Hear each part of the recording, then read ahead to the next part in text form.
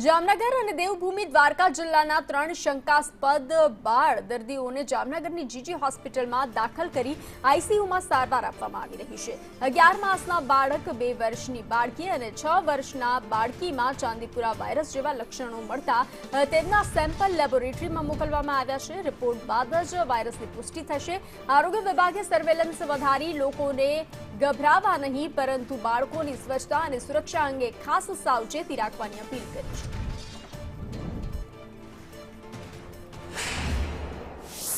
જીજી hospital ખાતે ચાંદીપુરા વાયરસના શંકાસ્પદ લક્ષણો ધરાવતા 3 કેસ દાખલ થયેલા છે। આ કેસમાં બાળકોને તાવ, ખેંચ આવી, બેભાન થઈ જવું અને ખૂબ જ ટૂંકા સમયમાં બાળક સિરિયસ થઈ જાય છે।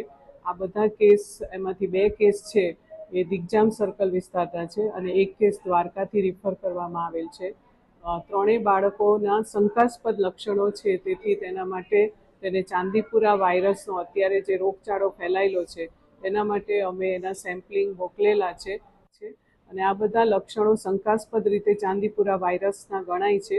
અને આ જે સ્થિતિ છે તે લગભગ દર વર્ષે જ્યારે ચોમાસું આવવાનું હોય અથવા ચોમાસું ચાલુ થાય ત્યારે આ નોર્મલ વસ્તુ છે। એના માટે કોઈ પેનિક થવાની કોઈ જરૂર નથી અને ખાસ કરીને આ જે રોગ છે એ સેન્ડ ફ્લાય નામની માખી દ્વારા ફેલાય છે।